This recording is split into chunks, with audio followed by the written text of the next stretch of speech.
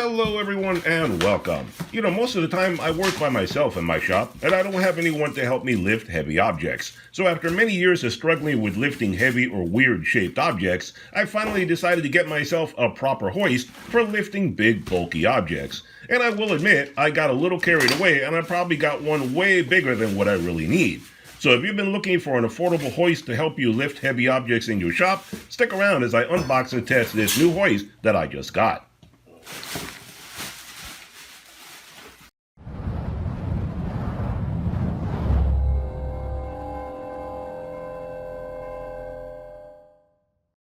Alright guys, now that I have this guy unboxed, let's talk about some of the specs and so forth, and then we'll move on to what I plan to do with it. So this is the 2,200 pound lifting capacity electric hoist from Vevor, available on Amazon, link in description below. At the time of making this video, this kit retails for $197.99. But I should point out that this is the biggest and most expensive electric hoist that Vevor sells. You can get other smaller and cheaper hoists at Vevor if you don't want to spend this much money and you don't need this much lifting power. The other smaller hoists are also lighter than this one, which can be beneficial depending on your shop setup, as we'll discuss later on. I should also point out that once again, Vevor beats out Harbor Freight with this product. The biggest electric hoist that Harbor Freight sells is only 2,000 pounds lifting capacity, and it retails for $300, making it over $100 more expensive than this one from Vevor.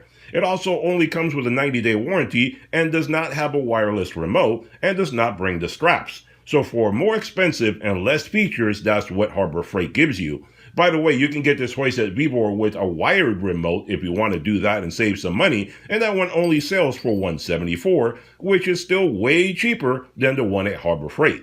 This hoist comes with a 1-year warranty, and what you get included is the hoist, the extra straps that Harbor Freight doesn't bring, and a wireless remote. The dimensions on this guy are 20 inches by 7 inches by 10 inches, and the weight on this unit on their website says 62 pounds, but to be honest, now that I take it out of the box, I don't think that's accurate. To me, it feels more like 80 pounds, which again is a problem we're going to talk about in just a little bit. This unit has a 1600 watt, 110 volt electric motor with 6.1 Newton meters of torque and spins at 2800 RPMs. This unit has a 40-foot single cable lifting height, and this unit has an 1,100 pound lifting capacity with single cable and 2,200 pound capacity with the dual cable pulley setup. This hoist has a braided steel cable for durability, and this unit comes with a wireless remote that has a working distance of 328 feet or 100 meters. So this hoist is great for doing all sorts of lifting of heavy objects or weird shaped objects to be used in a garage, shop, factory, assembly plant, etc. Use it to lift automobile engines, transmissions, lawn tractors, boats, anything up to 2,200 pounds. This hoist can come in very, very handy. Alright guys, so now that we got all the specs and stuff like that out of the way, that tells you everything about this unit, then let's move on to what I really want to do with it. And the specs are pretty much the same on all these units. If you get smaller ones and so forth, at least you know what you're getting. And I will admit that I got a little bit carried away with this project. I got a unit that's way, way bigger than what I needed for doing stuff in the future. Generally, when I look at things that I want to get to do reviews on, I try to get the best item that I can for doing the review for you guys, because I know I'm going to get a ton of questions whenever I review something. Can I do this? Can I do that? Can I do the other? So I try to get the best unit that I can. And when I was looking at these different hoists, between the smallest one, which I think is like 800 pound lifting capacity, and this one, which is like 2,200 pound, I think it was only like a $50, $60, $70 difference somewhere in there. And I said, well, for an extra 50, 60 bucks, may as well get the biggest one instead of the smallest one. And that way I can give you guys a real full indication of what comes into packaging, what do you get, what it can do, etc., etc. And I also want to use this guy for two different things. So between the budgeting, thinking about what you guys might enjoy watching and what I may want to do with it in the future, all that together came to basically select this unit. And like I said, it's a little bit bigger than what I anticipated because I think on the website it says it's like 60 pounds. And I thought that generally meant the entire package with everything in it. And when I lifted up this motor, that guy is heavy as heck. I am thinking somewhere around 80 pounds for that guy. And my plan basically was to set that up right here in my garage, right up there, kind of like, let's say, behind the garage door opener. set it up somewhere in there. Maybe remove that light from there, which doesn't really work anymore. So somewhere in there, let's say putting it right where the light is, something like that. I was planning on attaching it right there to the ceiling of my garage. But, if it was lighter, that plan would have gone forward as planned.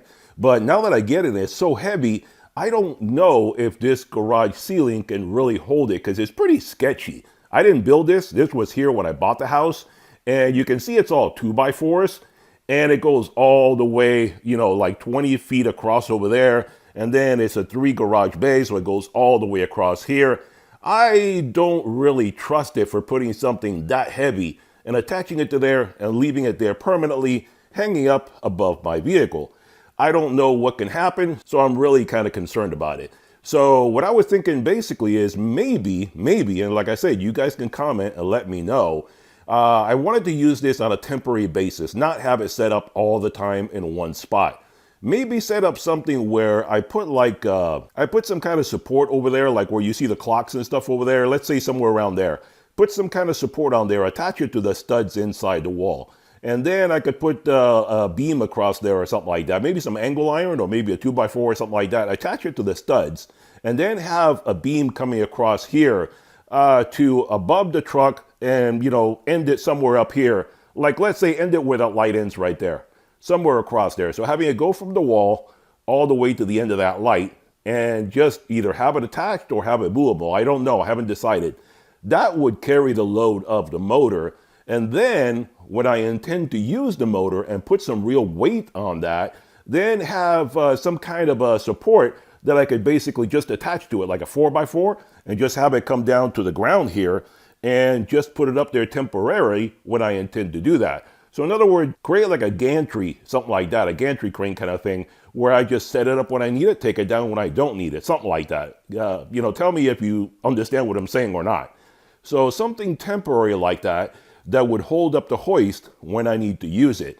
And like I said, I don't know if I would use 2x6s or angle iron or something like that, what I would want to do to have it set up from that wall over there, come all the way across here, and then have it come down here, have it come down to the ground when I'm not using it. And then this one that comes down right here to the ground, just sticking up like that, let's say, have it stand up there as I need it. And when I don't need it, just take it away.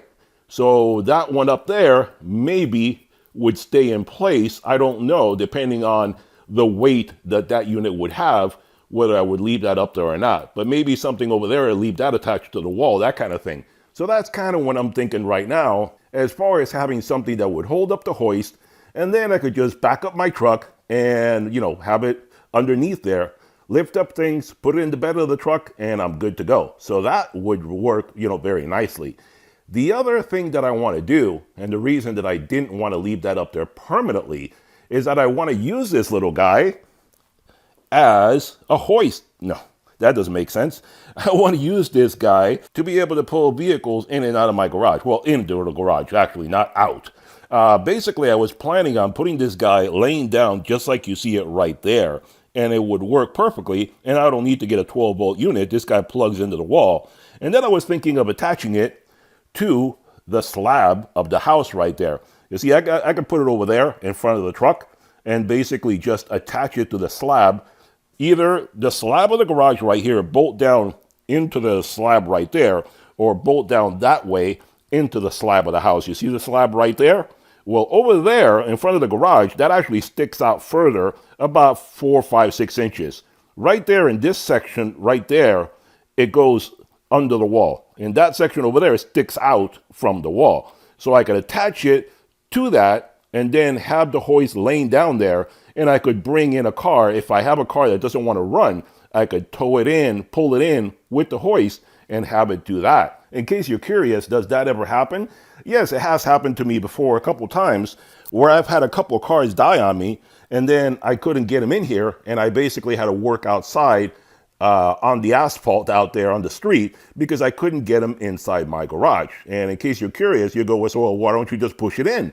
Well, because the garage here is level, but when you go outside, my driveway pretty much drops off. I'm kind of like on a hill right here. So my driveway has like a 20-degree drop, 20, 25-degree drop. So it's pretty severe going out to the street. And every car I put out there is at an angle, so I really can't keep a car out there or work on it. So it's either out on the street or all the way in here. So this guy has a 40-foot lifting capacity. So that means a 40-foot cable.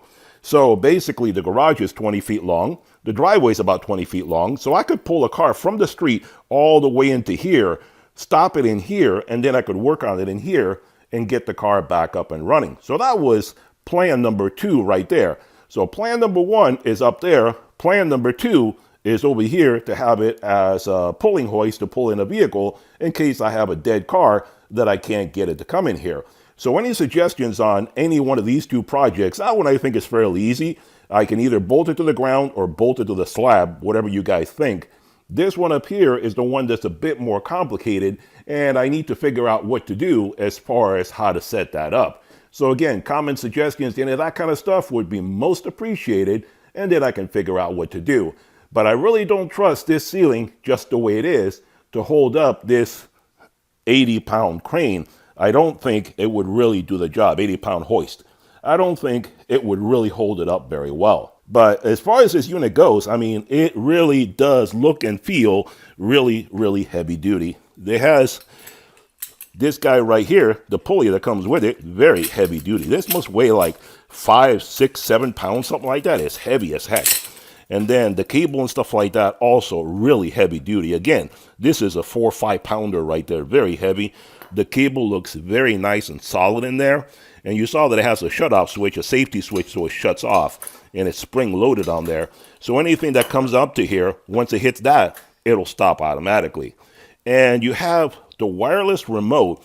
And you can get this unit, if you want to save money, you can get it with a wired remote. And I was trying to show you earlier that this comes undone because the wired plugs into here. But if you get a wireless, then the wireless plugs into there. And that's what you do with that.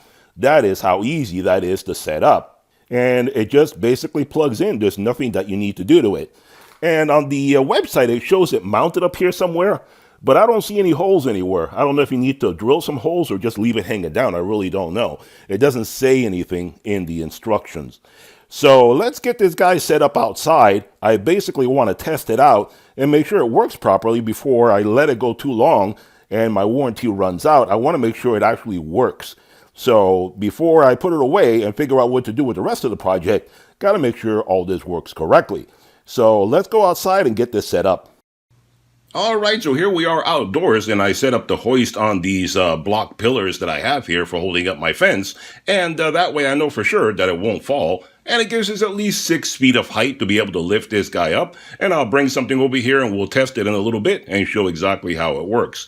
And by the way, I figured out how to install this controller for the remote control. It doesn't tell you in the instructions, but actually it brings a bracket that you attach to it, and you hook that up to wherever you're mounting it. So you see right there, the bracket, you put that on the back of the controller, and it attaches very easily. There are no holes to be drilled or anything like that. And that gives you an idea basically how the setup is. When you're mounting it, you have these really huge brackets that hold it up, and that's why I use this really big piece of metal. And then I have it all hooked up right there, and we're going to see right now exactly how this guy lifts up different objects and see how it performs. So let's check it out. Alright, so before we start doing some testing, let me give you a shot of the remote control here so you see what this guy looks like. Nice industrial remote control. You see it's waterproof, dustproof, anti-fall, so if you drop it, should be okay. There is the manufacturer, model number, all that kind of stuff, and the instructions on the side to pair it up in case you ever forget how to do that. And that gives you a good shot of it. It's a nice industrial remote, and you start up the unit with it, and let's test it right now. See going up and down, and that little motor has a bit of a kick to it. It really kicks when it starts and when it stops, but you see that it drops it down and takes it back up without any trouble at all. So the motor and everything seems to work just fine. The remote works fine. Let's hook something up and start doing some lifting. Alright guys, so I don't have anything really big and awkward and heavy to lift up and test this device right now. So the only thing I have that's convenient is a lawnmower. So I have it hooked up, and you see I'm using the straps that came with it. Very convenient to have these straps included with the unit, and Harbor Freight does not include any straps at all, so that's a bonus. So let's test this guy, have it hooked up, let's take it up and see how it works. And you see it takes up the lawnmower with no effort whatsoever, which obviously I expected. I mean, it can lift 2,200 pounds. This is probably only about 100 pounds or something like that. So it lifts it up without any trouble at all. And I'm letting it hang there to make sure that it doesn't slip away. And I dropped it down right now. We're going to lift it back up again. But the test is, can it go up? Can it go down? And will it hold it without dropping the unit if you have to do some work underneath it or something? Obviously, you have to be safe and take precautions, etc., etc. But I'm just talking about generalities here. But holds it up without any trouble at all. Seems to do a good enough job. Let's try something a little different and see how that works. Alright, so to make it a bit more interesting, I left the lawnmower there, and this time I added my 3-ton floor jack on top of it. And you know, each one of these is going to weigh at least 100 pounds, so we got at least a couple of 100 pounds that this motor is going to lift up right now. It's nothing for where it should be able to do, so a couple 100 pounds, at least it's heavier than what I had before. Let's give it a go and see how this guy can lift it up. It's going to be a little awkward. I tried to balance it out, but obviously it lifted up and it's not falling away towards the back of it or anything, but it was a little hard to be able to balance it so it would stay in place correctly. But these straps really do come in handy for that. So there you go, at least a couple of 100 pounds that this guy is lifting up right now, and I'm letting it hang there so I see if the motor backs up or goes down or anything like that. And so far, no trouble at all. And this is obviously very convenient if you have to work on a lawnmower, do some work underneath it. Obviously, take safety measures and stuff like that so you don't endanger yourself. But if you have a big lawnmower, a big lawn tractor, or something like that, you want to lift up the front of it so you can work on it, that will come in very, very handy for that. So there you go. Seems to be a very good little hoist that has a lot of potential to it for a lot of different projects. Better than what Harbor Freight offers for more money and less features. So here at Vevor, you can get a better unit, brings you more accessories, has more features, more power, more warranty at a much lower price. That's why I try to get you guys alternatives so you wind up getting a better product at a better price. So if you're interested in this guy, check out the links below. That way you can go to Vevor and get all the information that you want and see if it's a one for you. And like I said, you don't need to get this one. Get a smaller one if you don't want to spend the money and you don't need this much lifting power. Hope you enjoyed the video, guys. Hit that thumbs up button, hit that subscribe button, and I'll see you guys on the next one. Bye-bye for now.